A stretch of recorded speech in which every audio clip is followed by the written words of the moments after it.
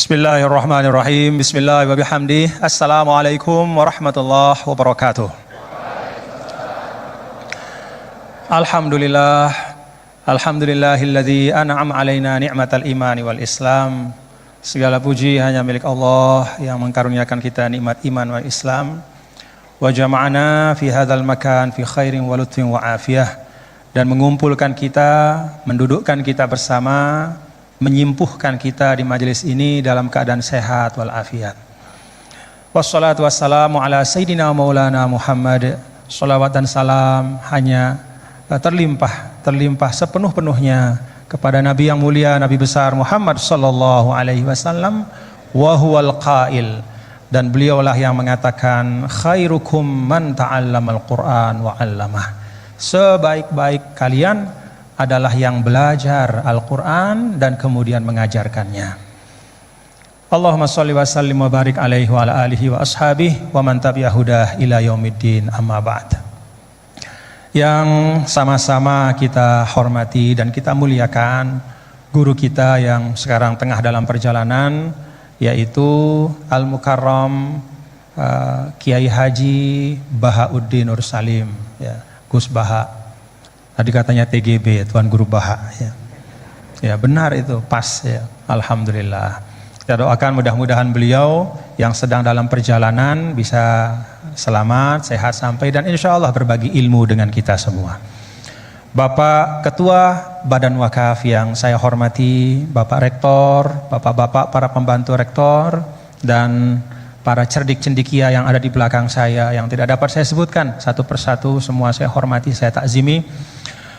Para hadirin dan hadirat sekalian, bapak-bapak dan ibu hadirin jamaah ngaji bareng pada pagi hari ini, mudah-mudahan kita semua dirahmati Allah. Bapak ibu, dulu seorang guru saya, Syekh Abdul Ghafur Mustafa almarhum, beliau mengatakan bahwa risalah agama itu kalau diringkas dalam satu kalimat, Risalatul Islam adalah is'adul insan fid dharain. Jadi Islam itu datang adalah is'adul insan fid dharain, yaitu untuk membahagiakan manusia di dunia maupun di akhirat. Beliau mengatakan semua maqasidus syariah, termasuk tentu sumber utama kita berislam, yaitu Al-Quran dan juga hadis atau sunnah Rasulullah sallallahu alaihi wasallam, itu dihadirkan oleh Allah dalam ruang kehidupan ini. Al-Quran itu kan kalamullah yang qadim, ya. Kalamullah yang qadim itu bahkan yang melekat pada zat Allah. Tapi ya, kalamullah yang qadim yang melekat pada zatnya itu, Allah bermurah untuk menghadirkannya, ya, dalam wujud huruf-huruf, kata-kata, kalimat-kalimat yang kemudian menjadi sekumpulan ayat, lalu menjadi surah dan menjadi satu mushaf dalam 22 tahun lebih diturunkan kepada Rasul. Itu adalah untuk membahagiakan manusia. Ini perlu kita ingat, ya. Perlu kita ingat, karena memang terkadang, ya, bahkan bukan hanya orang yang tidak suka pada agama yang mengatakan agama itu menyulitkan atau memberatkan. Bahkan pun kadang kita sebagai umat Islam tanpa sadar kita juga menghadirkan agama dalam bentuk yang menyulitkan. Karena itu Allah Subhanahu wa taala, bapak-bapak ibu, kan di awal surah Toha, ya, Bismillahirrahmanirrahim, Toha ma anzalna alaikal qur'ana litashqa.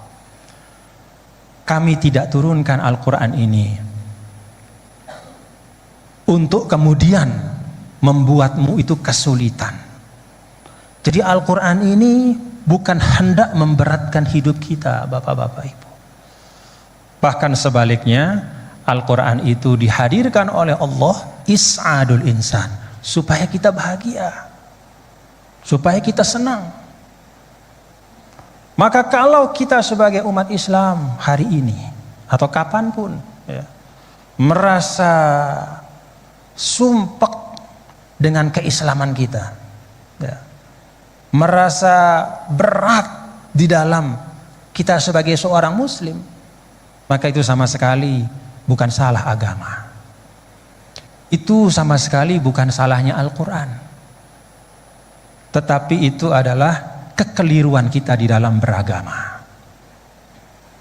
Ulama mengatakan ada beragama yang keliru yang namanya at-tadayyun al-ma'kus, beragama tetapi terbalik-balik. Yang dipentingkan oleh agama itu ditinggalkan, yang gak terlalu penting justru yang dibahas habis-habisan.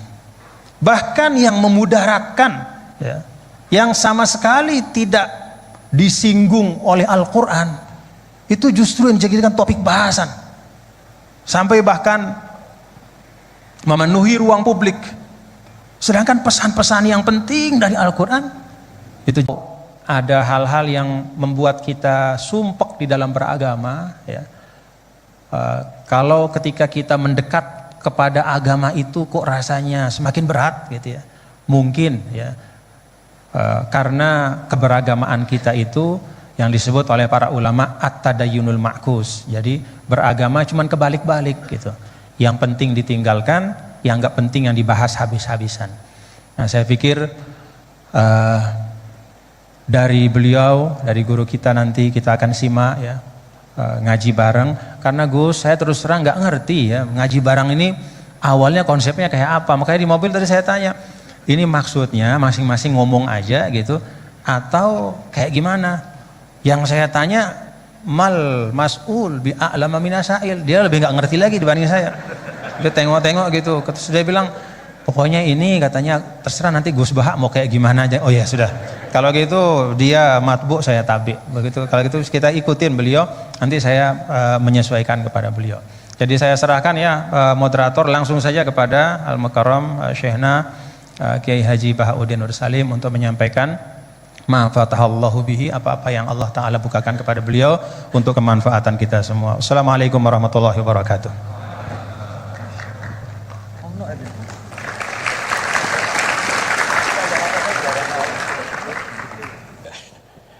Jadi saking pentingnya untuk bahagia itu sampai Allah itu kadang ngendikan hal yang nggak penting, tapi menjadi penting karena untuk bahagia.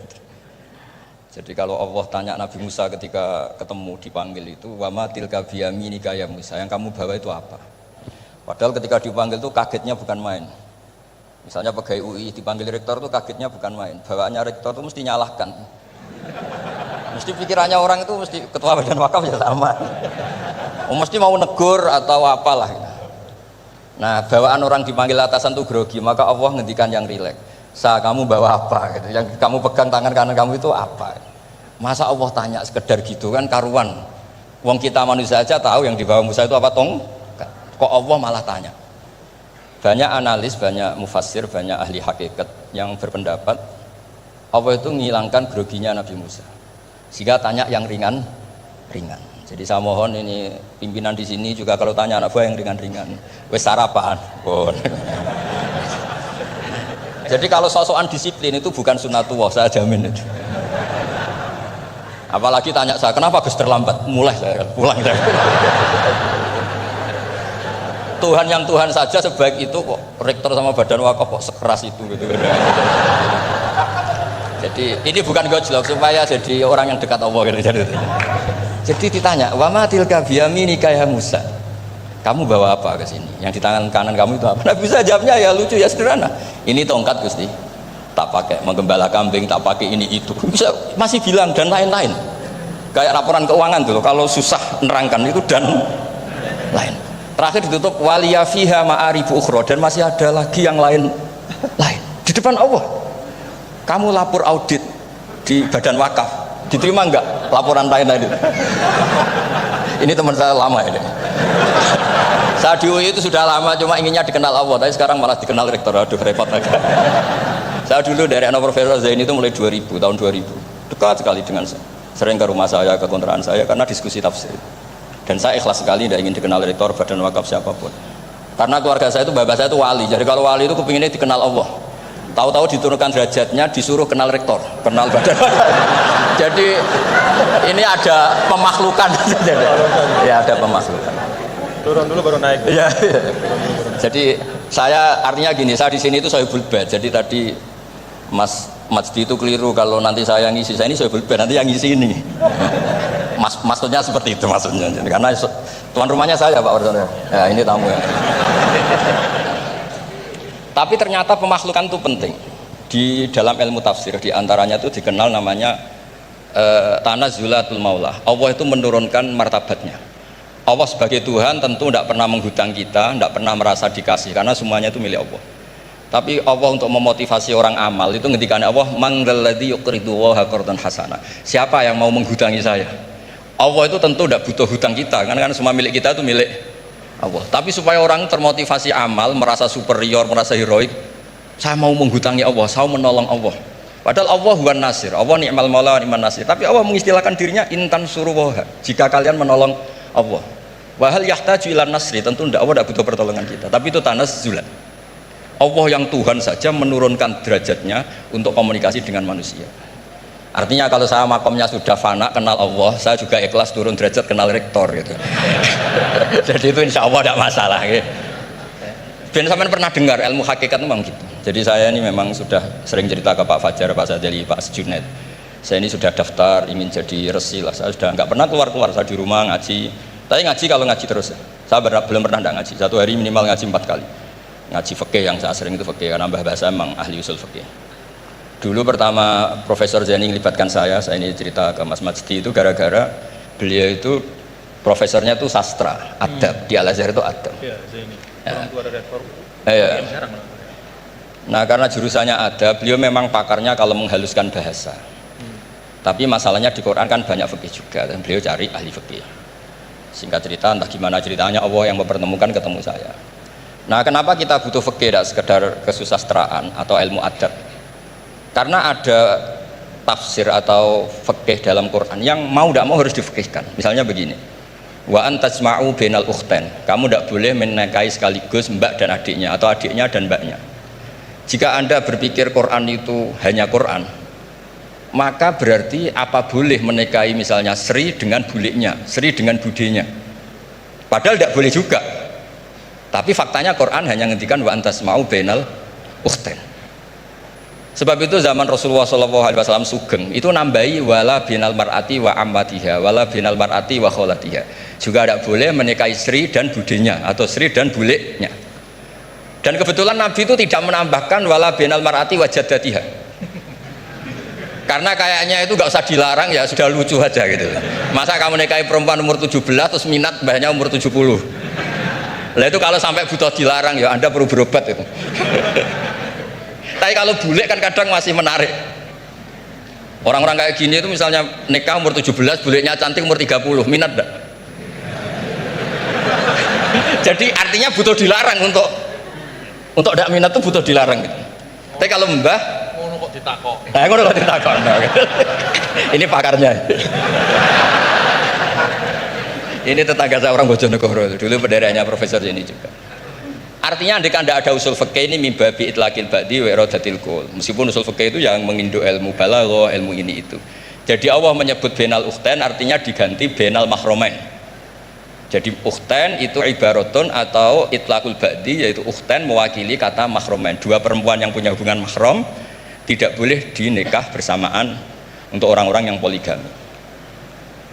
Ini penting supaya semua tafsir juga gitu, lafat-lafat yang ada mahdhufnya itu kita jaga, baik itu secara keilmuan maupun secara fikih. Keilmuan misalnya begini, orang yang dilaknati Allah, mal'anahu wa ghadiba alaihi, di antaranya diteruskan wa ja'ala minhumul qiradata wal khanazira wa abadat tauhid. Lalu misalnya secara penelitian tidak pernah ada makhluk manusia yang dulu jadi kera. Tapi melihat ayat itu seakan-akan itu pernah ada periode atau kejadian di mana manusia itu dirubah jadi kera. Wa ja'ala minhumul qiradata. Mau tidak mau kita butuh perangkat ilmu lain yang namanya balaghah. Itu orang Jawa itu kalau dilangkai kakinya itu hanya bilang kayak kera. Orang nggak sopan tuh katanya kayak kera. Tapi kalau dilangkai kepalanya langsung oh dasar ketek itu, dasar kera itu. Artinya dalam ilmu tasbih, Kalau kemiripannya itu biasa, itu masih disebut ka, seperti. Tapi kalau mirip banget perilakunya itu kafnya dibuang. Sehingga orang yang tuli banget terhadap kebenaran, Allah bilang sumum bukmun umyun. Orang kafir itu sumun, tuli misalnya. Bukmun ada bisu. Padahal faktanya mereka bisa mendengar, bisa ngomong, bisa bicara. Tapi saking tidak pernahnya mau mendengar kebenaran, di redakseknya sumun, bukan kasumi tapi sumun. Begitu juga di bab madah memuji. Kalau orang agak ganteng, mungkin saya kalau muji Mas Masdi hanya kalkomar, muji Pak Rektor paling ya kalkomar. Tapi kalau muji Nabi langsung komarun, anta samsun, anta bedrun, karena gantengnya kelewat, sehingga kaf tasbih seperti itu dibuang. Nah, andai kan tidak ada fakta manusia itu pernah dirubah jadi kera di era itu, andai kan itu nggak ada, kita sendiri juga nggak tahu.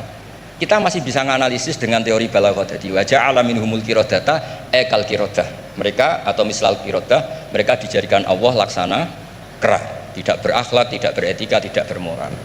Ini pentingnya ilmu balaghah, sehingga kita tidak perlu mengharuskan orang berkeyakinan dulu itu pernah ada orang manusia dirubah jadi apa? Kera. Nah, misalnya ada yang berkeyakinan atau berpendapat memang itu pernah nyata, itu ngendikannya Rasulullah, kemudian itu dihilangkan, hanya hidup 3 hari kemudian hilang sehingga gak punya turunan. Jadi pilihan-pilihan dalam tafsir itu, satu tentu riwayat, dua itu analisis balaghah. Nah, analisis fikih itu tidak kalah penting karena konstruksi Quran itu ada fikih yang sudah mapan. Seorang lagi ada fikih yang sudah mapan. Ketika Nabi Lut itu menyesali kaumnya itu lesbi dan gay, kelainan seksual, itu Nabi Lut ngendikan haula ibanati hunna adharulakum. Kalau kamu ingin menyalurkan kebutuhan biologis Anda, ini ada anak-anak putri kami, hunna adharulakum, itu lebih suci bagi kalian. Tentu fikih itu sudah mapan, maknanya dinikahi dulu dengan proses nikah yang sah. Nah, barokahnya fikih yang mapan ini, Allah tidak cerita tafasilul umur, tidak cerita detail-detailnya, sehingga salah sekali kalau kita sering bilang kita hanya kembali ke Quran. Itu tidak bisa, karena Quran juga tidak berdiri sendiri dengan makna yang sebenarnya, karena turun itu ada asbabun nuzul. Ini yang terakhir supaya ngasih pekerjaan kan jauh-jauh dari NTB. Ya kan bisa dimanfaatkan secara baik dan benar. Saya ini Sohibul Bait. Nah, enggak, ini bukan guyon tapi memang betul harus begitu memang. Mau tidak mau. Sumpah misalnya, orang itu kalau ditagih hutang atau ditegur itu masih ya besok saya bayar. Ditagih lagi kayak gak percaya, wawahi besok saya bayar. Jadi kata wawahi itu mesti menunjukkan emosi, tersinggung, sumpah. Sehingga suatu saat ada seorang khotib ini ngendikan, fawarobbis sama iwal ardi innahu lahakum mislama annakum tantikun. Demi itu hanya langit dan bumi. Itu si Bedui, ada orang Arabi, orang desa. Langsung menyelasi Pak Khotib tadi. Pak Khotib, mangdalladzi akhdhafal jalil hatta aljahu ilal yamin. Siapa yang bikin murka Allah sehingga Allah terpaksa sumpah. Semenjak itu jadi ilmu, kalau Allah memulai redaksi dengan sumpah, dengan qasam, pasti Allah tersinggung. Jika lafat-lafat yang dimulai wan naziati gharqa atau dimulai wasyamsi wa duhaha, mesti terusannya itu Allah agak marah. Karena di mana-mana orang sumpah itu menjelaskan sama yang agak tidak percaya. Itu dzauqul arabi, itu adzauqus salim. Nah, begitu seterusnya. Kemudian masalah wasfiyah ismiyah. Saya dulu sering debat sama Profesor Zaini. Kan misalnya kiai-kiai di Jawa umumnya kalau maknani min alaq itu segumpal darah. Lalu orang-orang yang nekuni embriologi itu tidak pernah ada segumpal darah. Kalau segumpal darah malah jadi keluron, macam-macam. Katanya Quran itu mesti bener, ini ada segumpal darah. Kata saya segumpal darah itu bahasa Indonesia, Quran bahasa Arab, tidak akan ada itu di Quran, kata saya.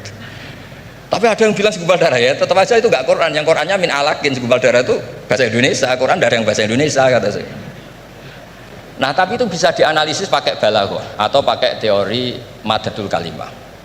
Min alakin itu dari kata aliko ya'liko alakon, sesuatu yang menempel. Jadi kalau di proses embriologi, misalnya ada apa yang menempel dalam ilmu itu, yaitu yang jadi rahim, jadi anak. Atau pakai ilmu balaghah, min alakin tetap maknanya segumpal darah, tapi maknanya itu tangkis atau takdir. Manusia itu sombong. Padahal materinya sama yang sekarang jadi sama dengan materi yang sekarang jadi segumpal darah, yaitu kita yang seperti ini materinya ya sperma, segumpal darah yang seperti itu juga materinya sperma. Kok kamu sombong? Materi kamu sama dengan materi min alakin. Itu persis dengan adatul Arab kalau sedang mencibir orang yang sombong. Itu kalau orang Arab bilang antalladzi kharajta min makhrajil bauli marratan, kata orang Arab. Kamu adalah manusia yang keluar dari jalannya kencing 2 kali. Keluar dari penis lelaki ya lewat jalur kencing, keluar dari ibunya juga lewat jalur kencing. supaya orang nggak sombong itu orang-orang bilang antal ladzi kharajta min makhrajil bauli marratan. Nah, min alakin itu dalam konteks itu karena begitu angkuhnya Abu Jahal, begitu angkuhnya kafir-kafir Quraisy, sampai diingatkan Allah ulang, kamu ini materinya min alakin sejenis itu mbok yo jangan yatuho. Buktinya terusannya ayat kalla innal insana lihat manusia itu sungguh angkuh. Ya niki pun deal ya, jenengan harus sepakat saya ini Sohibul Bait sama Pak Warsono sama Pak Rektor, ini tamu yang diundang untuk ceramah tafsir. Kalau ndak berarti asawaha wa rasulah. Nggih monggo Mas di sini. Mohon sing suwi. Terima kasih Gus. Jadi nanti kita balikin lagi ke Gus Baha ya. Tapi Gus, jadi begini. Tadi beliau menyampaikan kan beliau ini min sulalatil aulia ya. Jadi kakek beliau itu adalah para aulia. Jadi aulia itu muhimmahnya itu adalah dikenal Allah gitu ya. Nah, kemudian beliau bilang bahwa tapi takdirnya sekarang masuk UI ini pengen dikenal Allah malah justru turun jadi dikenal rektor katanya. Tapi Gus itu menurut saya ya, jadi kalau kita bertarekatnya, nah kan sering ya ketika misalnya kita bicara tentang tarekat ya, tarekat itu dimanakan taroki ya, taroki artinya naik gitu, jalan naik gitu ya. Akhir zaman nih Gus Baha ya dan bapak-bapak ibu, mungkin kita perlu juga bertarekat dalam makna tadani ya, turun. Jadi tarekat bukan hanya jalan naik tapi juga jalan turun. Karena bagi orang di akhir zaman ini kalau hanya tahu jalan naik dan tidak tahu jalan turun itu repot ya. Apalagi Pak Rektor dengan Kepala Badan Wakaf ya, atau para pejabat gitu ya, tahu jalan naik saja tapi nggak tahu jalan turun gitu ya. Jadi kalau belajar tarekat hanya ingin jalan naik gitu tapi nggak pernah belajar jalan turun, itu biasanya dekat-dekat turun tuh galau ya. Ya, jadi galau bingung gitu gimana cara turunnya gitu ya. Dan memang dulu saya pernah naik Gunung Rinjani juga ya Gus ya, waktu masih muallimin dulu, masih sanawiyah aliyah, itu saya rasakan betul gitu bahwa naik gunung itu menantang ya, sangat menantang ya. Bahkan Gunung Rinjani itu ada masa di mana di tengah-tengah itu ada namanya Bukit Penyesalan gitu.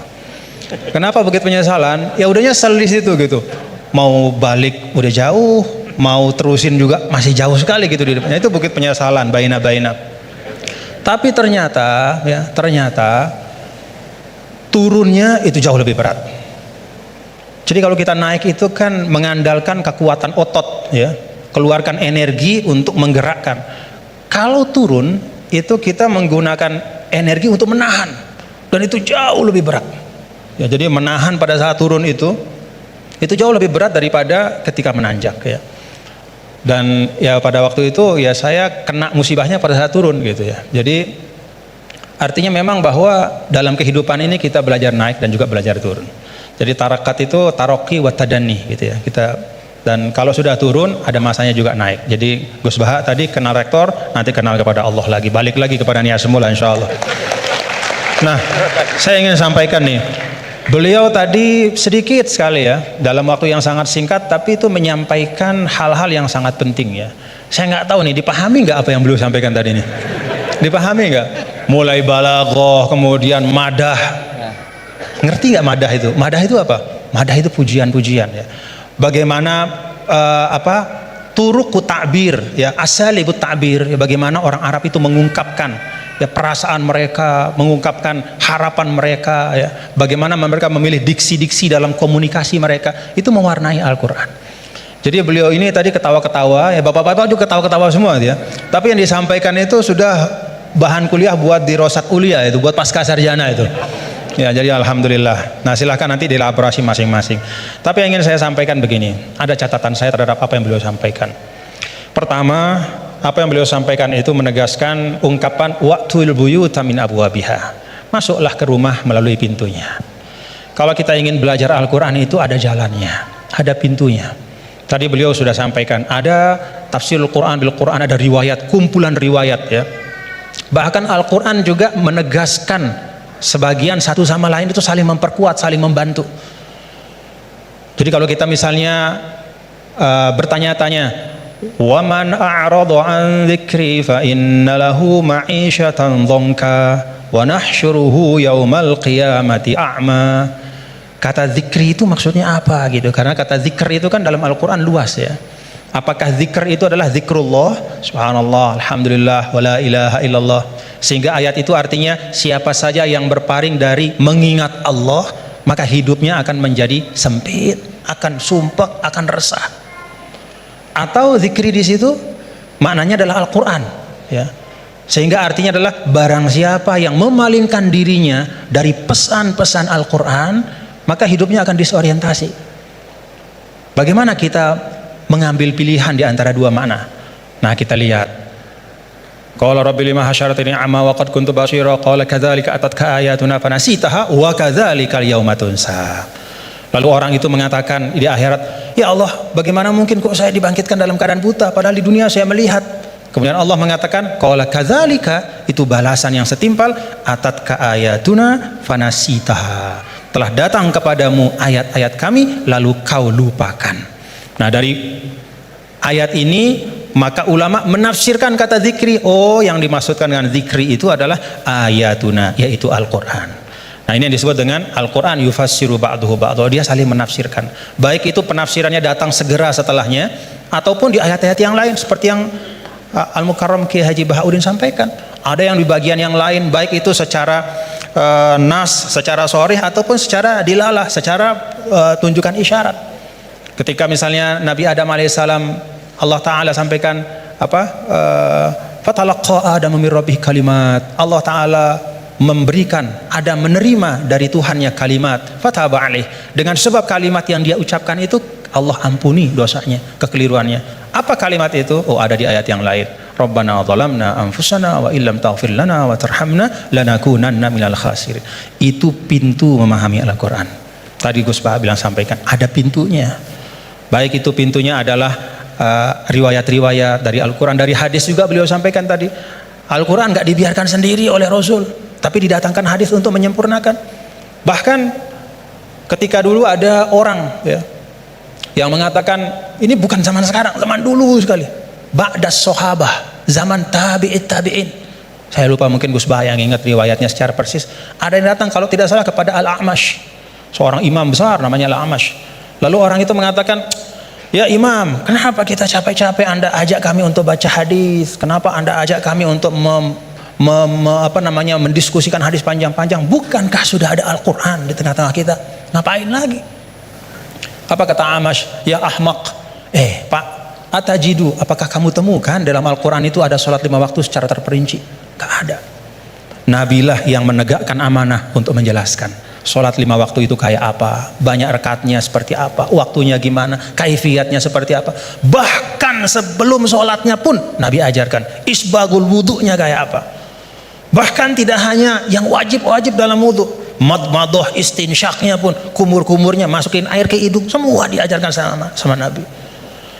Maka Amash mengatakan, dari sisi ini Al-Quran lebih butuh kepada hadis daripada hadis kepada Al-Quran. Dari sisi bahwa hadis itu menguraikan, menjelaskan dan menyempurnakan, menambahkan, melengkapi bahkan yang tidak ada di Al-Quran. Nah, itu pintu memahami Al-Quran. Karena itu tidak boleh dan tidak ada istilahnya namanya ahlul Quran dalam makna bahwa hanya mau Quran saja, nggak mau tahu apa kata hadis. Itu nggak ada istilah dalam Islam. Ilmu yang muktabar selalu Al-Quran bersama dengan hadis Rasulullah SAW. Lalu yang kedua pintunya apa? Ya asbabun nuzul. Tadi juga disinggung selintas oleh guru kita bahwa ada sebab-sebab dari turunnya Al-Quran, ayat-ayat Al-Quran. Yang kalau sebab ini nggak difahami, bisa saja ya dalam beberapa kasus orang salah faham. Dan itu kejadian. Kejadiannya bahkan sekali lagi bukan hari ini, bukan kemarin, tapi dulu pada masa orang-orangnya itu masih berhimpitan, berdempetan dengan Rasulullah SAW. Ada seorang sahabat didatangkan, kalau tidak salah pada masa Sayyidina Umar bin Al-Khattab radhiyallahu anhu. Lalu dia ditanya, kenapa kok kamu minum minuman keras gitu kan? Dia mengatakan, loh kan saya ini orang beriman, saya kan orang bertakwa, kan di Al-Quran tuh ada laisa 'alal ladzina amanu wa 'amilus solihati junahum fima ta'imu idza mattaqaw wa amanu ila akhir ayat. Enggak masalah kalau sudah beriman bertakwa makan minum apapun, begitu. Kalau ini secara harfiah kita baca ayat itu. Lalu karena dia baca ayat itu saja, dia beranggapan oh berarti makan minum udah bebas karena sudah beriman bertakwa. Nah, saat itulah kemudian diluruskan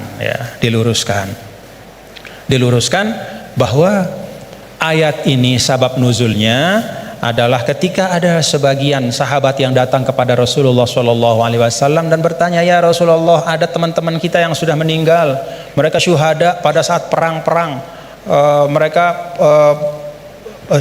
mati syahid, mereka meninggal sebelum turunnya ayat yang mengharamkan khamr. Bagaimana nasib mereka ya Rasulullah? Padahal mereka meninggal dalam keadaan masih minum khamr. Jadi meninggal ya masih minum karena memang belum turun pengharaman. Maka turunlah ayat ini menjelaskan, oh kalau memang orang nggak tahu, belum ada taklif kepada dia, nggak dosa. Nah, sebagian ulama kemudian menarik ayat ini juga ke masa sekarang, ya. Kalau misalnya ada di tempat-tempat tertentu, misalnya ada katakanlah dakwah Islam masuk ke suatu negara misalnya, lalu para dai itu menyampaikan tentang tauhid, menyampaikan tentang rukun iman, baru disampaikan tentang rukun iman, rukun Islam, kemudian orang itu dia bersyahadat, dia baru sholat, lalu dia meninggal dalam keadaan dia masih minum khamar, pada saat belum dijelaskan oleh dai itu bahwa Islam mengharamkan khamar. Bagaimana hukumnya dia gitu? Dia masuk orang baik apa gimana? Oh enggak, berarti dia tidak terkena ya kepada kewajiban untuk menjauhkan diri dari khamar karena memang belum dijelaskan.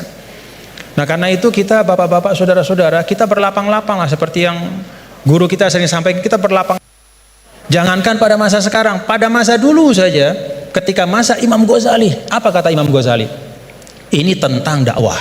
Kata Imam Ghazali, menurut saya, ya, ahlur rum, ya, orang-orang yang ada di daerah-daerah yang berjauhan, jauh dari pusat Islam, dan karena itu dia tidak dapat pesan Islam, dia nggak ngerti Islam itu apa, atau Islam itu sampai tapi fi wajhin musyawash, bentuknya udah nggak bener, ya, disinformasi tentang Islam. Maka kata Imam Ghazali, orang itu menurut saya hukum mereka adalah sama seperti hukum ahlul fatrah. Jadi nggak bisa kita mengatakan misalnya orang, mohon maaf, orang di belahan dunia Skandinavia misalnya, di negara-negara yang jauh gitu, kemudian kita hukumkan, wah mereka itu adalah orang kafir, mereka itu mukhallat finnar. Belum tentu, kecuali setelah kita pastikan bahwa cahaya Islam sudah sampai dalam bentuk yang sebenarnya dan mereka menolak dengan kesadaran. Itu namanya kufur, al-juhud, menolak dengan kesadaran. Kalau sesuatu itu nggak sampai, dia mau nolak apa? Atau kalau sesuatu itu sampai tidak dalam bentuk yang benar, dia nggak salah kalau nolak. Misalnya hari-hari dia dapat berita Islam agama teroris, misalnya nih dari medianya, itu aja yang dia konsumsi. Kita nggak punya dai ke sana karena nggak ada kita yang menguasai bahasa Skandinavia misalnya, nggak ada yang ngerti bahasa Finland, maka kita nggak pergi ke sana. Kita di sini saja di Indonesia, lalu kita hukumkan orang di sana di mana-mana hanya karena dia tidak la ilaha illallah Muhammadur Rasulullah berarti kafirun mukhalladun finnar. Enggak, belum tentu. Kata Imam Ghazali, bisa jadi itu ahlul fatrah. Nah, dengan itu maka kita lebih tenang di dalam berdakwah, tidak mendahulukan memvonis seseorang, sekelompok orang, tapi tausilud dakwah yang kita utamakan, menyampaikan itu yang diutamakan. Nah, tadi beliau menyampaikan itu tentang sabab nuzul. Dan yang ketiga yaitu ma'rifatul lughatil arabiyyah, itu pintu. Jadi pintunya itu yang pertama adalah riwayat-riwayat baik dalam Al-Qur'an, ayat-ayat Al-Qur'an maupun hadis, kemudian juga ijma' sahabat. Yang kedua adalah sabab nuzul kita faham.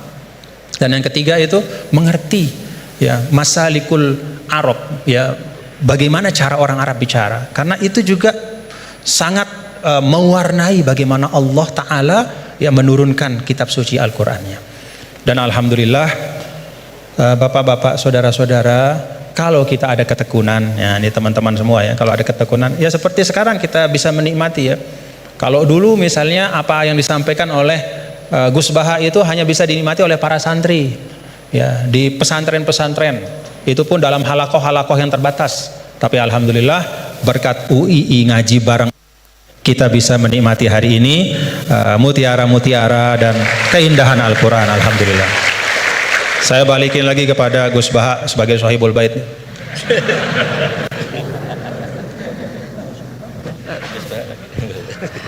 Bismillahirrahmanirrahim. Meneruskan konstruksi ayat ya. Misalnya begini, Anda jangan langsung menyalahkan Nabi Adam. Saya ini sering kampanye untuk membela Nabi Adam. Karena banyak kiai yang cerita Nabi Adam itu salah melulu. Nanti kan kita di surga kan nggak perlu ngajukan kredit, nggak perlu punya istri cantik yang minta ke mall. Karena kelebihannya bidadari itu cantik, nggak minta belanja. Sudah gitu di madu juga nggak protes. Tapi kalau di dunia itu sudah minta belanja, di madu protes. Nah, jadi tapi kenapa Nabi Adam akhirnya keluar dari surga dan kita menyalahkan hanya demi kepentingan supaya tadi punya istri cantik, tidak minta uang apa belanja dan boleh dipoligami mau maksudnya. Di konstruksi ayat itu tidak ditampakkan, tapi semua ahli tafsir tahu. Misalnya fadallahuma bihurur, setan menipu Adam dan Hawa dengan curang. Hurur itu nipu. Jadi kalau ngaji nipu itu mulai dulu itu ya gurunya setan itu. Jadi Nabi Adam itu di surga dengan penuh limpahan anugerah, buah apa saja ada, makanan apa saja ada, enggak bayar. Tempat mewah leg juga enggak bayar. Kalau Anda di hotel leg sedikit aja bayarnya minta ampun. Akhirnya setan tuh pura-pura nangis terseduh-seduh. Akhirnya Nabi Adam menghampiri, kenapa kamu nangis? Saya ini iba sama kamu, kasihan. Nikmat begini nikmat, pada akhirnya Anda ini mati karena Anda manusia pasti mati. Kasihan sudah senikmat ini kemudian Anda mati. Pura-pura nangis, jadi lama ya nangis, acting itu. Akhirnya Nabi Adam tanya, lalu solusinya gimana? Terus setan tinggal numpangi, hal adulluka ala syajaratil khuldi wa mulkil la yablad.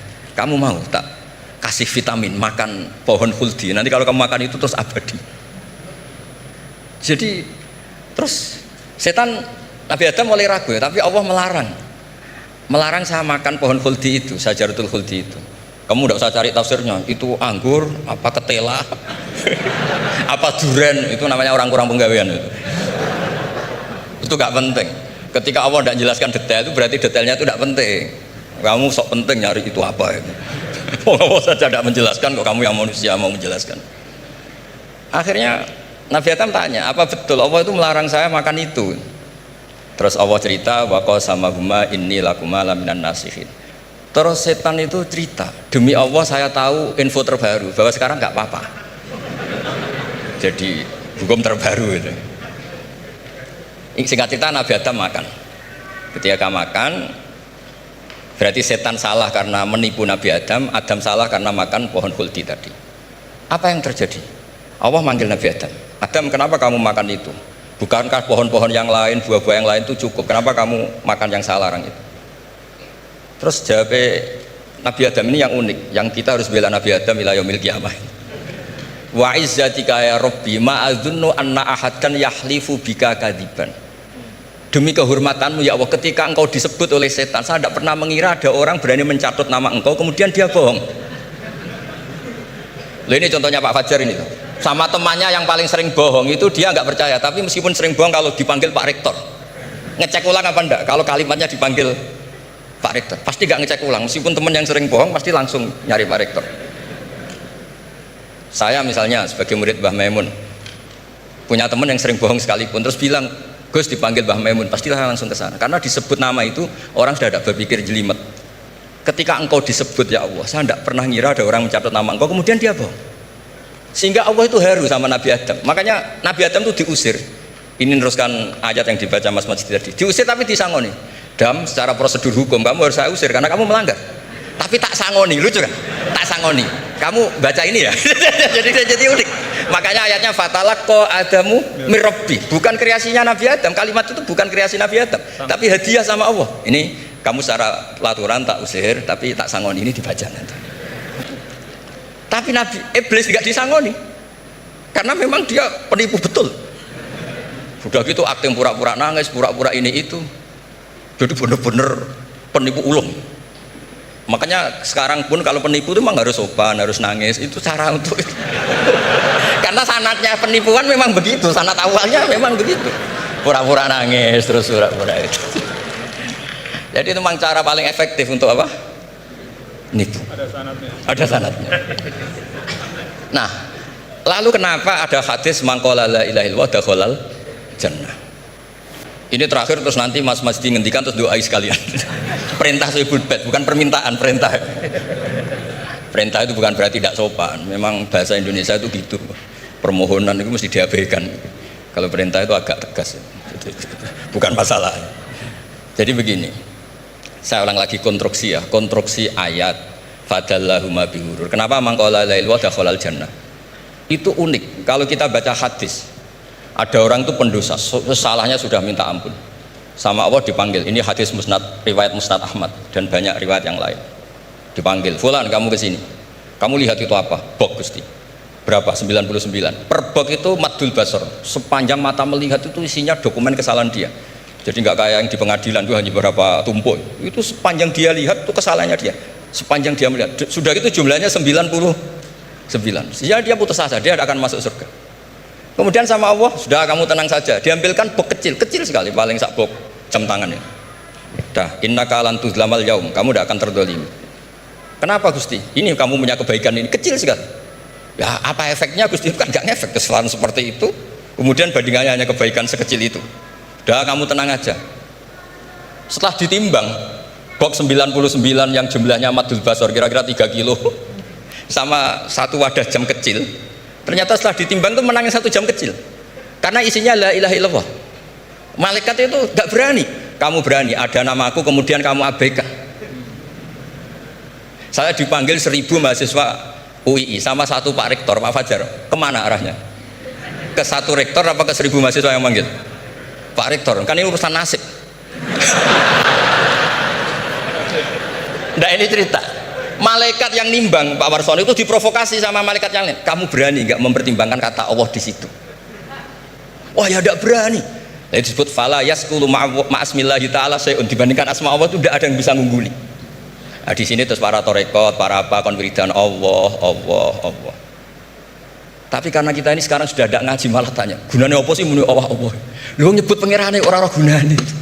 Oh ini sedang nyebut Tuhannya, kok kamu tanya gunanya apa? Kamu tak kasih uang aja tidak pernah tanya gunanya uang ini apa? Pas dijak wiridan tanya, gunanya apa sih? Oh dasar orang aneh. jadi logis. Lah Nabi Adam juga sama, ketika disebut asma Allah itu nggak mikir yang lain. Apa setan itu penipu apa enggak, sudah grogi yang manggil Allah langsung. Nah makanya saya mohon, kenapa kita memahami mangkana akhiru kalamihi Allah la ilaha illallah dakhalal jannah. Karena dengan itu malaikat gak berani macam-macam. Jadi nanti kalau Anda ketemu malaikat tukang hisab, ayo silahkan abaikan nama Allah. Kalau kamu berani berarti tidak malaikatnya Allah. Masa namanya Allah gak dipertimbangkan? Ya tadi misalnya dosen-dosen UI ada undangan seminar menjanjikan. Enggak seminar menjanjikan tapi yang manggil rektor, milih mana? Kira-kira saja. Milih rektor kan? Karena ini nasib berkelanjutan kan kalau seminar kan. Apalagi ini asmane Allah. Nah, makanya Nabi ngendikan fato satis sijilat wasakula ismuwah. Kemudian bok kesalahan tadi jomplang kalah. Kemudian yang menang hanya asmanya Allah Subhanahu wa taala.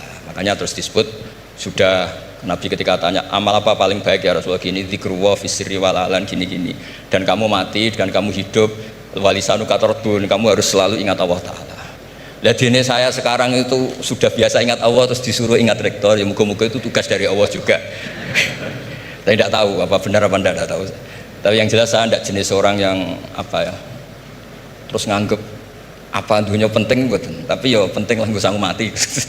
Tapi yang jelas supaya sampean ngerti madzhab saya, karena ini ngaji dan saya punya niat baik, maka saya ungkapkan cara berpikir saya. Jadi sampean tidak usah kaget, ini namanya kan mengabaikan kesalahan, cara berpikir nggak gitu. Kita punya riwayat sahihah bahwa ketika malaikat mengabaikan semua kesalahan ini karena nggak berani memperbandingkan asmane Allah dengan yang lain. Makanya disebut di akhir hadis fala yaskulu ma'asmillahi ta'ala. Ketika sudah nyebut Allah harus dianggap selesai. Nggak boleh habis nyebut Allah mau mati kredit, nggak boleh. BPKB di bank ini nggak boleh. Nanti akhir hayatnya bilang BPKB bukan Allah. Nggak harus kata Allah itu mengunci. Disebut akhiru kalami. Lah kalau sampean tanya, kenapa itu menjadi penting? Karena tadi malaikat tidak akan memperbandingkan Allah dengan yang lainnya. Makanya ketika ulama-ulama sufi, kalau kamu habis salah istighfar, nanti di sahifah kamu akan ditulis habis salah. Terus di belakang ditulis, tapi setelah itu dia bilang astagfirullahaladzim. Nanti malaikat tinggal aja kamu teror. Kamu mempertimbangkan Allah apa yang itu? Ini tak ajarin. Kalau tepak ya kamu didengar, kalau tidak malah digebuki, tidak tahu saya. Tapi itu ijazah resmi nih hari ini. Hadisnya akurat. Ijazah. Nggih ngoten mawon kok nak kesuwen kepinteran nyanyi kula. Assalamualaikum warahmatullahi wabarakatuh.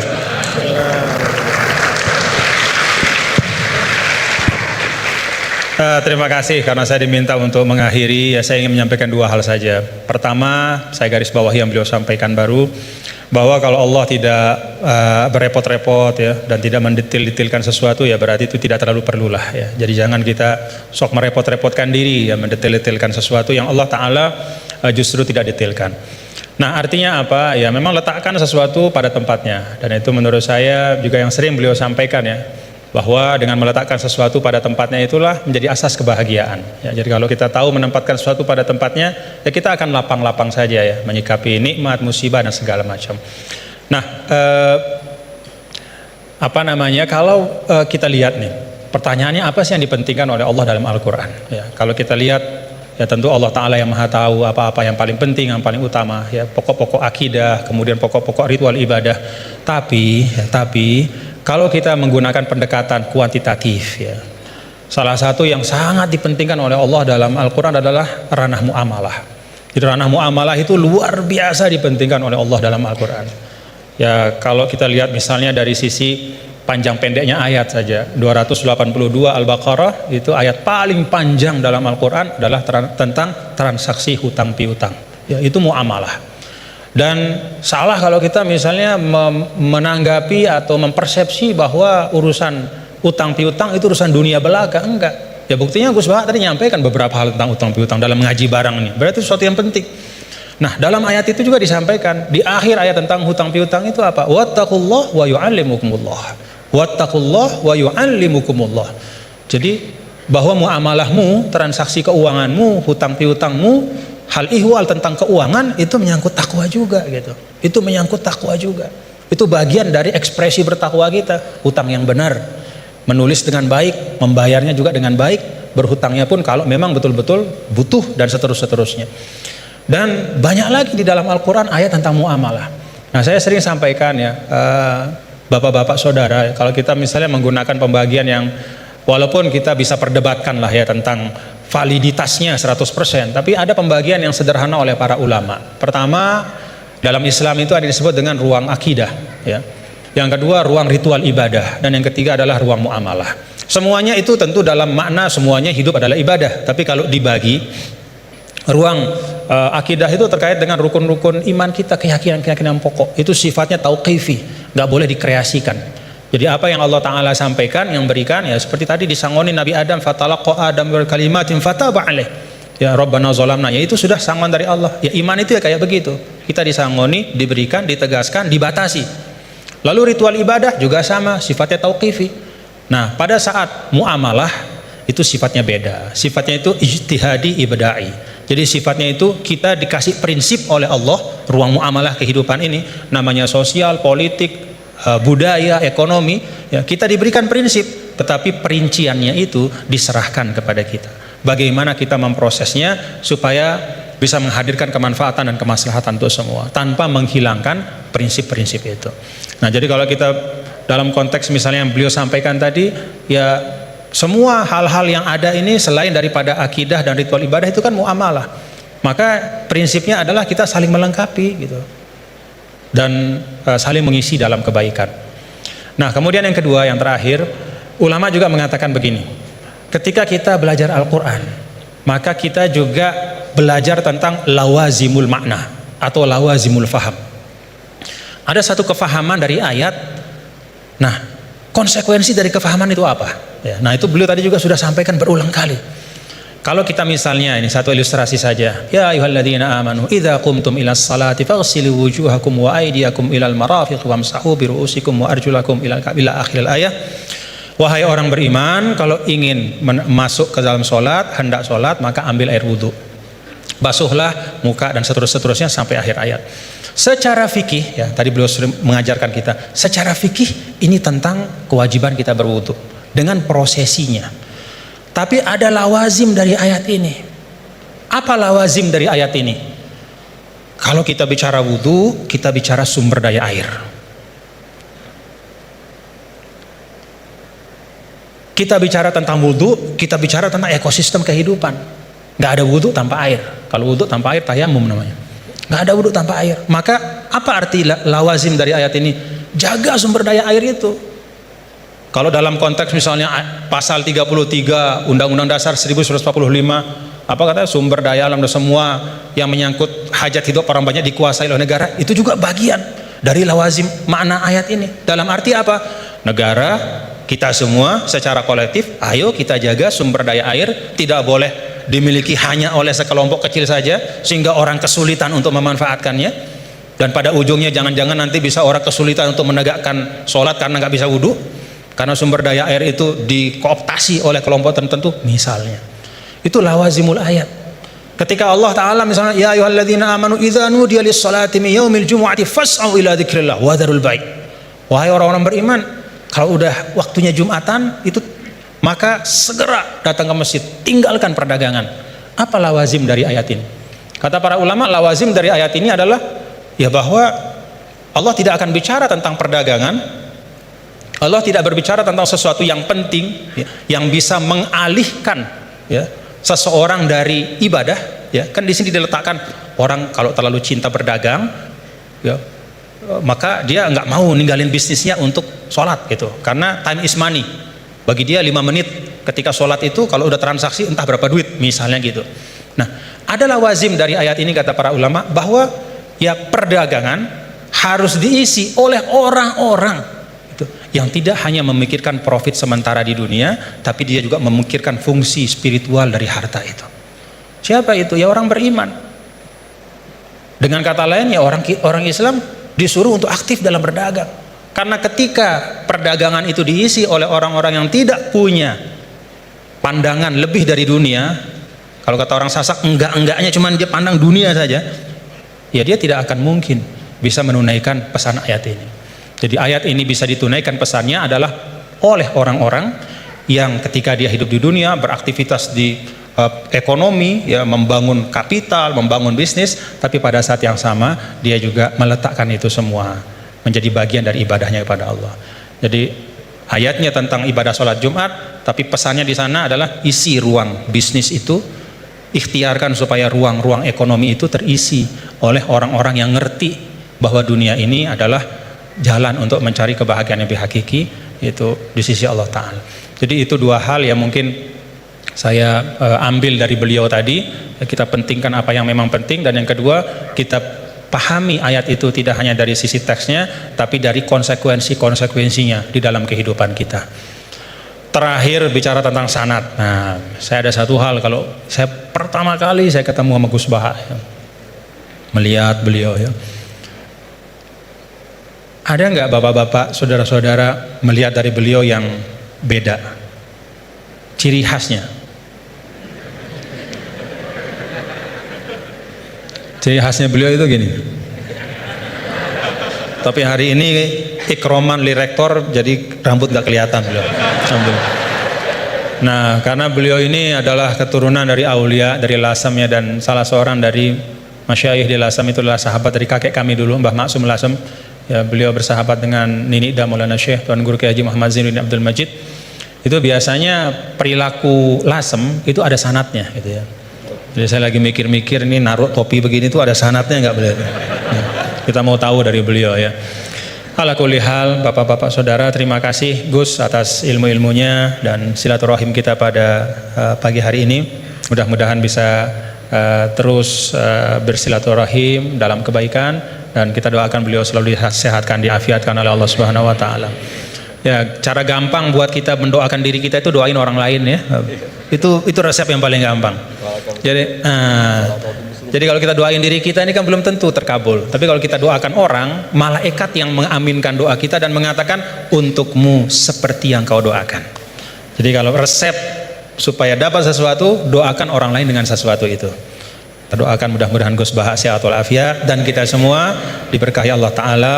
Wallahul muwaffiq wal hadi ila sabilir rasyad wa huwal muwaffiq ila aqwamit thariq. Lunas maaf apabila banyak khilafan, kekeliruan. Assalamualaikum warahmatullahi wabarakatuh.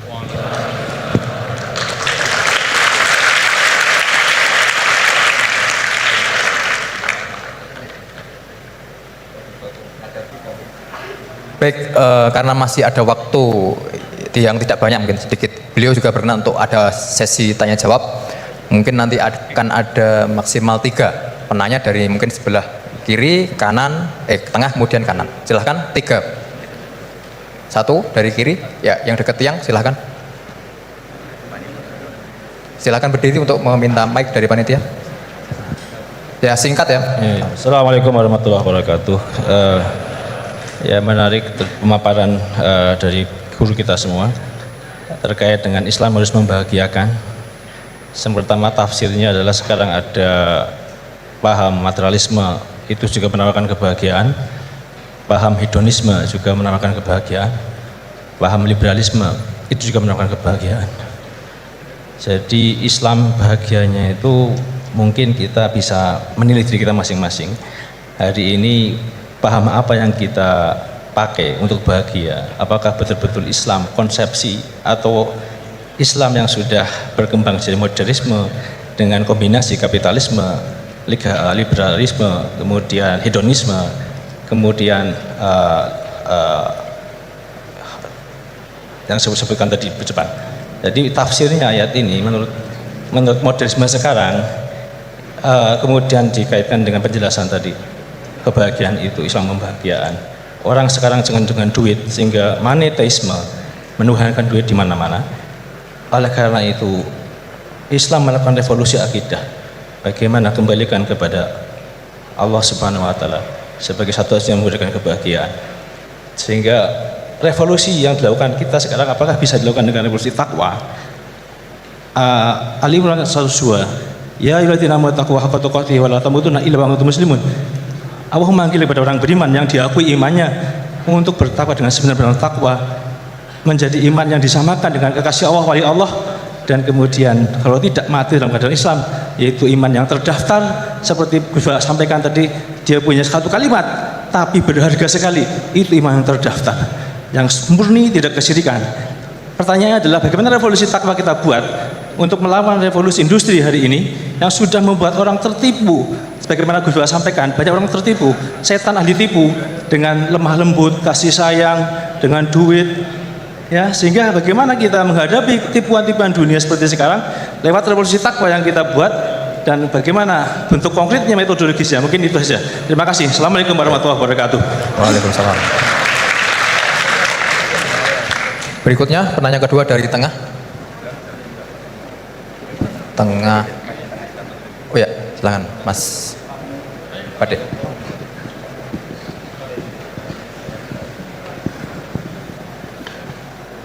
Bismillahirrahmanirrahim. Assalamualaikum warahmatullahi wabarakatuh. Sebelumnya terima kasih saya ucapkan kepada Pak Bajar sebagai moderator telah mempersilahkan saya dan memberi kesempatan. Sebelumnya saya memperkenalkan diri, saya Engki Kurniawan dari mahasiswa Prodi Ekonomi Islam Angkatan 2020. Tanpa mengurangi rasa hormat kepada Al-Mukarram Tuan Guru dan Gus Baha, saya ingin mempertanyakan yang tadi sempat disinggung di awal, yaitu tentang tadayun ma'kus, tentang kekeliruan dalam beragama. Kita tahu sekarang bagaimana tentang perkembangan teknologi yang menyebabkan informasi-informasi itu berkembang secara masif mengenai agama-agama gitu, tentang pelajaran-pelajaran dan tafsir Al-Quran gitu. Yang kita tahu tadayun ma'kus ini tentang bagaimana orang-orang menyampaikan yang kurang penting di atas sesuatu yang penting gitu.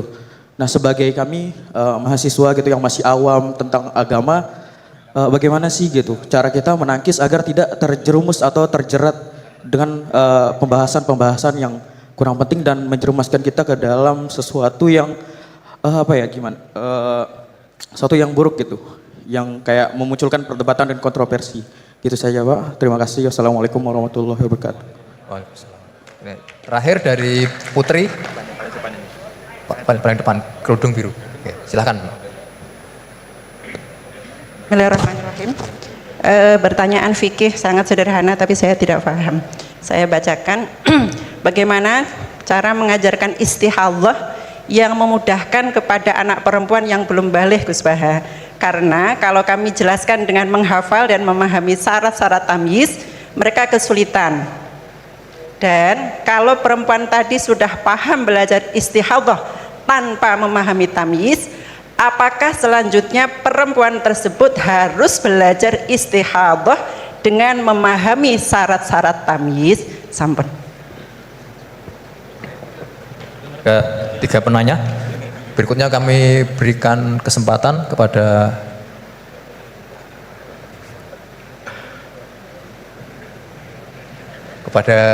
Gus Bahak untuk menjawab. Kamu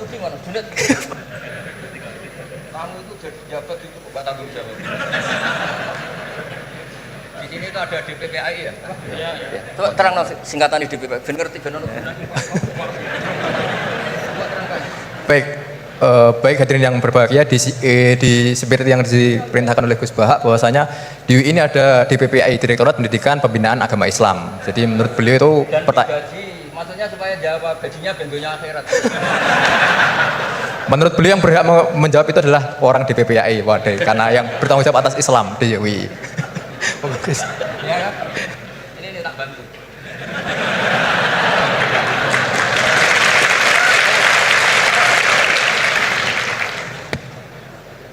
Jadi harusnya kan sudah tugas, mandat, ada SK-nya, ada fasilitasnya. Kalau gaji itu kayaknya kasar fasilitasnya.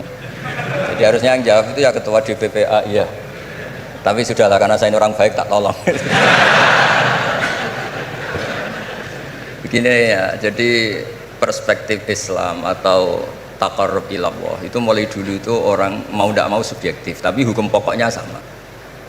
Misalnya orang mencintai Allah, ada yang saking mencintainya itu tidak pernah nyebut Allah. Ada wali itu mencintai Allah tidak pernah nyebut Allah karena dia takut ini nama sakral, jangan-jangan dilecehkan. Imam Malik itu pernah ada seorang pengemis datang, ya Imam Malik saya minta uang.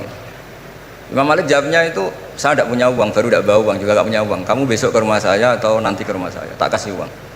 Terus diberi nasihat sama temennya, halai itu mbok ya anda ngomong rozaqakallah, ya semoga Allah memberi rezeki kamu. Jawabnya Imam Malik itu apa? Saya masih hafal teksnya itu. Fa'ana ujillu ismallahi ta'ala an askuro indaman yakrohu sama'ahu. Ada yang baca sima'ahu walau dimna jumlatin. Saya tidak mau nyebut nama Allah pada orang yang nggak suka nama itu, meskipun tuh hanya secara apa itu eksplisit. Artinya kalau dongak tahu serang di duit jalur duit kayak itu kira-kira. Wong saya mintanya uang kok dikasih apa? Doa. Jadi kadang-kadang orang cara mencintai Allah itu, lah ya bagi pengemis tadi rozaqakallah itu maknanya kan nggak mau memberi kan? Doa tadi kan disimpulkan nggak mau memberi. Sama seperti kita di Jawa ada keponakan misalnya mau mondok pamit padenya, kata padenya, ya wis le tak sangoni selamat, ya sudah tak sangoni selamat. Selamat ndonga tok gak modal agak tunggale. Nah, berdoa saja tanpa modal. Nah, Sayyidina Umar radhiyallahu anhu itu diantaranya orang yang meriwayatkan hadis Innallaha ta'ala kallafani an asrifa anhu du'a. Allah memaksa saya, menugaskan saya supaya tidak semuanya itu dikonsultasikan kepada Allah Subhanahu wa taala. Sehingga banyak kiai kalau ada orang potongan rai mustajab, wajahnya itu tidak meyakinkan mustajab doanya. Iya saya ini miskin, utang saya banyak. Nggak akan diijazai disuruh doa atau duha atau baca waqiah. Karena sekali itu dipraktekkan dan kita tahu potongan gak mandi, itu nanti nyalahkan institusi doa. Jute saya duha juga tetap miskin, saya doa juga tetap miskin. Daripada Allah disalahin mendingan pon sing kerja tenanan. Sayyidina Umar ketika ada orang minta uang dan minta doa, kamu harus kerja yang serius. Fa innas sama ala tumtiru daban, langit tidak akan menghujankan apa? Emas. Jadi di mana-mana mencintai itu ekspresinya macam-macam. Ada ulama yang saking senangnya umatnya Nabi senang silaturahim. Ada ulama yang saking senangnya Nabi gak suka silaturahim dengan arti berkunjung karena itu dianggap mengganggu. Teman kita punya anak, punya istri, kadang pas harmonis kita datang terganggu. Wong saya pernah dolan di orang pas tukaran sama istrinya. Itu berhenti dulu ada Gus Pak nanti teruskan. Ternyata orang tengkar itu diganggu juga gak suka.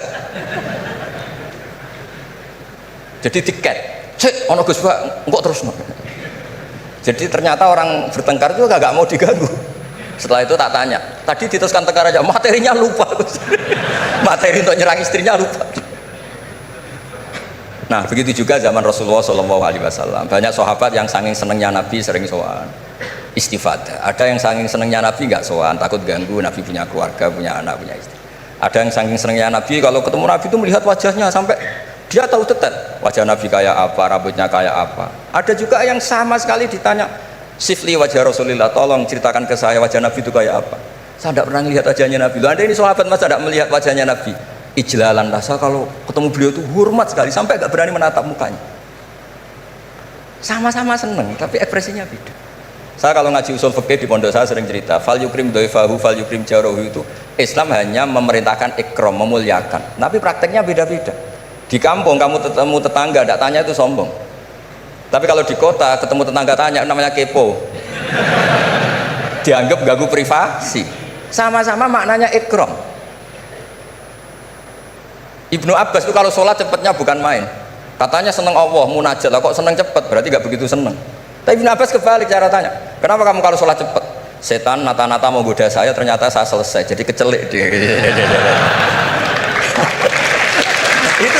itu juga ilmu. Ya artinya cara itu tidak usah distandarkan gitu ya, monggo lah, sementing ada sanatnya. Ada apa? Ada sanatnya. Ya saya seperti datang ke sini itu mungkin bagi Anda bagus. Wah Gus Pak persorawa alhamdulillah. Jari santriku, waduh gak ngaji meneh diganggu wong UII. Jadi Anda statusnya bagi saya pengganggu.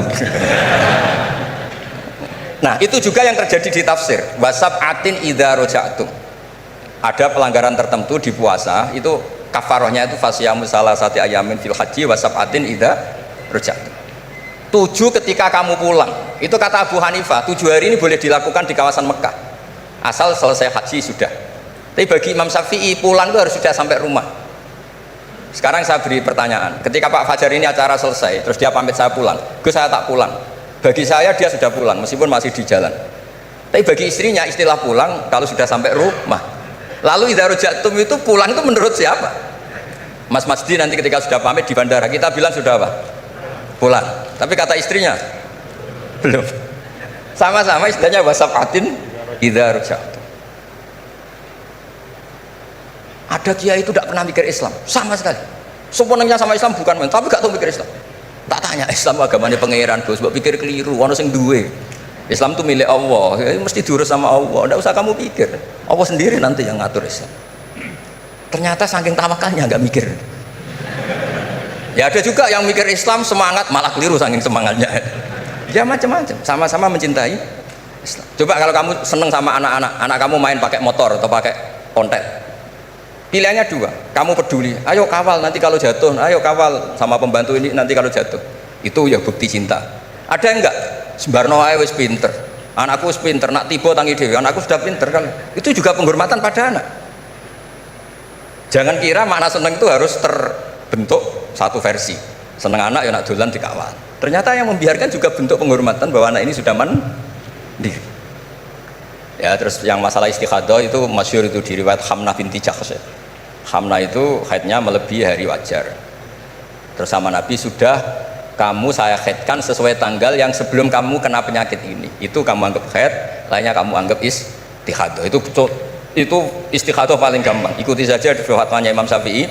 Jadi misalnya Januari kok 6 hari, Februari kok sampai terus mulai ada penyakit sampai 1 bulan keluar darah, Maret keluar darah, itu kata Imam Syafi'i ngikuti riwayat tadi, sudah kamu fatahayadi terus sitata ayam atau sabata ayam, terus Nabi ngendikan kamu menghaidkan seperti bulan-bulan sebelum kena penyakit istihadah itu, lainnya di istihadahkan. Itu namanya rudat ilal adat.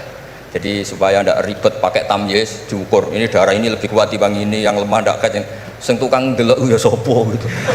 Apalagi yang ditanya itu lelaki gitu tuh. Oh, itu kan ya agak repot lah. Coba lah, agama ini tidak perlu repot-repot seperti itu. Jadi ini sebagai senior saya kasihan sama Pak Junaid ini. Harusnya beliau nanti yang kena hisab pasti Pak Junaid. Jabatannya mau, tanggung jawabnya nggak mau. Ya tapi kebetulan ada orang baik di sini ya, alhamdulillah saja. Kalau ketemu saya itu cium tangan bolak-balik. Tapi niatnya kayaknya mau supaya saya mau pick up gitu. Nah ini yang satu pertanyaan Mas Pasti ini masih kan 3, saya jawab 2 deh. Harus korupsi teknologi nyetak di agama. Oh iya, sebenarnya kan perubahan-perubahan itu setiap masa terjadi ya. Ya kita menganggap perubahan hari ini perubahan yang paling penting ya karena kita hidup di dalamnya. Tapi bagi generasi-generasi sebelum kita ya perubahan yang terjadi pada masa mereka itu yang paling penting gitu. Dan beragama kita hari ini ya itu kan juga sebagiannya dibentuk dari bagaimana para ulama kita dulu merespon perubahan-perubahan yang ada pada masa mereka. Jadi kalau kita lihat, jangankan yang sekarang ya Gus ya, bahkan pada masa Imam Syafi'i pun kan, dan masa-masa para imam mujtahidin ya, mereka itu sangat membuka diri dan melihat dinamika-dinamika yang terjadi dan menjadikan ya hal-hal yang terjadi di tengah masyarakat itu sebagai bahan penting untuk merumuskan pandangan keagamaan. Dan karena itu kalau misalnya Al-Azhar ya, Al-Azhar Syarif itu sekarang punya perhatian pada 3 hal saja ya ketika bicara tentang pemikiran keagamaan. Yang pertama, tafkik al-fikril mutatarrif. Jadi membedah dan mempreteli pemikiran yang ekstrim, mengembalikan kepada manhaj wasati. Itu yang pertama. Kemudian yang kedua, tajdid al-khitabid dini, yaitu memperbaharui al-khitab, cara kita menyampaikan. Sebenarnya kan al-khitab itu kan cara kita mengajak orang beragama, supaya cara kita mengajak orang beragama ini tidak membuat orang semakin jauh dari agama ya. Jangan membuat ya seperti tadi beliau sampaikan, bahkan Rasul pun hati-hati ya, ketika menjawab pertanyaan dari masing-masing sahabatnya. Nggak ada Rasul itu gebiah uyah ya, pokoknya ini mentang-mentang ini sahabat saya semua, saya kasih satu patokan plek harus kayak gini. Nggak ada. Yang nanya tentang mana amal yang paling afdol dilihat oleh Nabi kan gitu Gus ya. Dilihat kira-kira oh ini ternyata orang yang kaya misalnya, oh amal afdol itu paling banyak adalah berinfak, paling bagus. Dilihat kayak begini keadaannya apa macam-macam disesuaikan sesuai dengan mukhatabin. Itu Rasul ya. Para sahabat juga begitu. Artinya apa? Beragama itu adalah sesuatu yang hidup. Tadayun itu ya taharruk, bergerak terus ya. Nah tadi disampaikan bagaimana cara kita merespon dalam situasi yang berubah seperti ini. Yang pertama yang nggak usah galau. Tadi beliau sampaikan agama ini milik Allah Ta'ala. Jadi kita jangan menggalaukan diri kita, menganggap diri kita lebih penting ya. Tidak ada manusia yang sangat penting sehingga dia tidak tergantikan dalam kehidupan kecuali para nabi dan rasul. Ya siapapun itu, fungsinya pasti akan ketika sudah masanya dia pasti akan digantikan, dan semua orang menunaikan tugasnya sesuai dengan kewenangan serta apa yang diberikan oleh Allah Subhanahu wa taala. Jadi tidak usah kita galau ya. Yang paling penting adalah menurut saya ya terus kita ngaji seperti ini untuk mendiskusikan hal-hal bagaimana kita bisa beragama masing-masing nyaman semuanya ya. Kita bisa beragama dengan nyaman, dengan tenang, seperti tadi kata guru saya, is'adul insan fid darain, supaya kita beragama dan kita bahagia ya, beragama bahagia ya, dan itu memang pesan dari Islam. Adapun isme yang disampaikan tadi yaitu ijtihad manusia saja ya. Hari ini kita kan begini, umur biologis kita kan pendek, 60-70 tahun, maka isme yang tumbuh berkembang di tengah-tengah kita hari ini kita anggap sebagai sesuatu yang sangat penting ya, sesuatu yang merupakan pencapaian luar biasa hebatnya. Tapi kalau kita letakkan diri kita di dalam spektrum sejarah yang panjang, maka itu hanya bagian dari ijtihad yang manusia ya.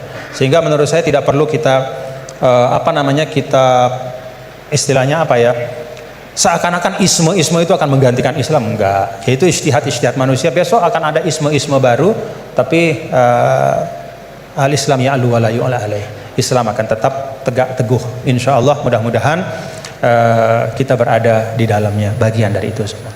Itu saja yang dapat saya sampaikan. Terima kasih sekali lagi atas kesempatan pada hari ini, Pak Rektor, Bapak Kepala Badan Wakaf dan semua. Jazakumullah khairan katsira. Mudah-mudahan kita bisa jumpa dalam kesempatan yang lain. Assalamualaikum warahmatullahi wabarakatuh.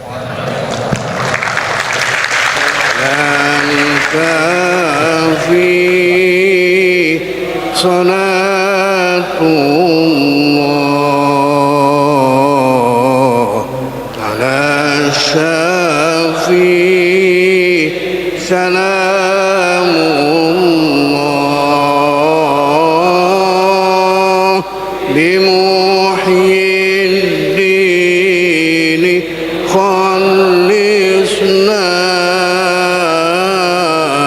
minal balwa ya Allah bimuhyiddin khalisna